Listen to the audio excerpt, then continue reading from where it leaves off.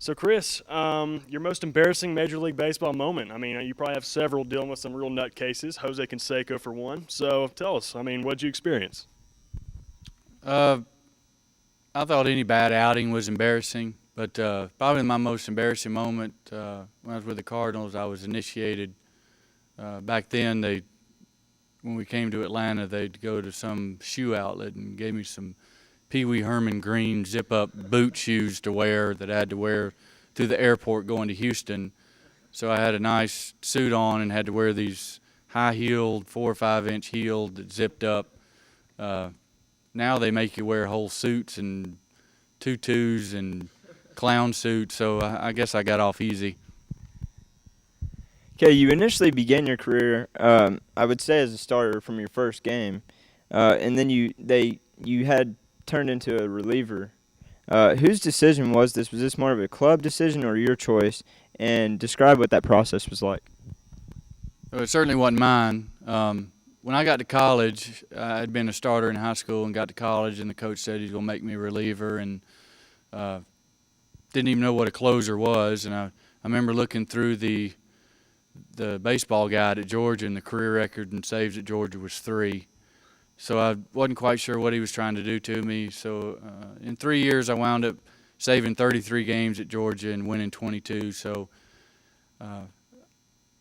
I became a very durable pitcher.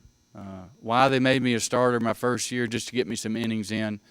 I didn't have the stuff to be a starter. I was more of a hard slider, hard fastball type of pitcher. Didn't have a changeup, and my mentality was more pitch 4 or 5 days a week than one time every 5th day. That was certainly not my decision to be a starter. I really loved being a reliever and with a chance of pitching in every game.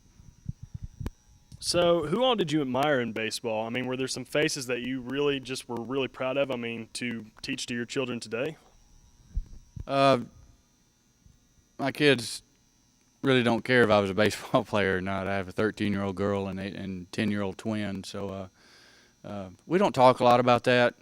The guys I admired, of course, I admired a lot of my teammates like Ozzie Smith. I admired the hard-nosed players, the Lenny Dykstras, the Jay Bells, people like that that go out 160 times a year and plays hard for 9 innings. Those are the guys that I admired that can withstand a whole season of sliding, hitting, fielding, everything. Those are the guys I admired. Okay, you've mentioned a lot of the players you've gotten a chance to play with and a lot of managers you played for. Who was your favorite teammate, and what made them your favorite teammate? Well, I had a lot of favorite teammates. Usually the bullpen kind of stuck together and went out to lunch every day. There were a couple of guys in St. Louis that I hung out with and that really taught me baseball. One guy was named Rich Gedman, who was the catcher for Roger Clemens in Boston. He taught me basically how to pitch. The closer in Florida, a guy named Brian Harvey, me and him were good friends. I didn't have guys that I singled out and liked more. There were certainly guys that I spent more time with than other guys, but to single one or two out, I was lucky to play with 2 Hall of Famers, Ozzie Smith and Nolan Ryan, and hopefully reliever Lee Smith will get into the Hall of Fame sometime. But I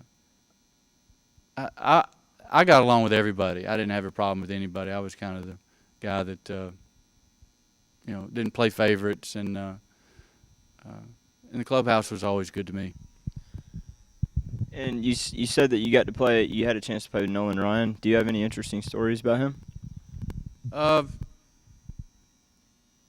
couple of things I heard when I got there. Before Nolan used to throw the first pitch of the game, he used to go over to the first base line and kind of dig with his cleat a little bit. Then he'd walk over to the third base line and dig his cleat in the grass a little bit. Then he'd be ready to pitch. And somebody told me that was his way of telling the other team if they bunted in this area, to look out. I'd been there a week when he hit Robin Ventura in the back, and Robin charged him and got the crap beat out of him. And I remember in Seattle when Nolan blew his arm out. He just gave up a grand slam and just basically walked off the mound, held his hand up. We knew something was wrong. But just to watch how he went about his workouts were world renowned after he pitched. People would show up and watch him work out in the weight room. That's why he pitched for 27 years, because he did it right. Bud Selig used to own the Milwaukee Brewers that you used to play for. He's going to be out in 2008 as commissioner. So if you were named commissioner, what would you do? Well, other than probably getting rid of the DH, baseball is in its best shape it's ever been in. Every club has money. And a lot of people don't know George Bush owned a percent or two of the Rangers was out when I was there too. So I saw him every once in a while. I think Bud Selig has done a pretty good job. When you use the best interest of baseball to make decisions, it's not that hard. He's going to have to do something about this steroid issue. But I think baseball is in pretty good hands right now, and for the next couple of years for sure. When contraction was an issue a couple of years ago, what did you think about that? I don't get much involved now that I played 10 years, and there's not a lot of times where I'll sit down and my world stops and I talk about baseball issues. I have a family now and more interesting things to talk about.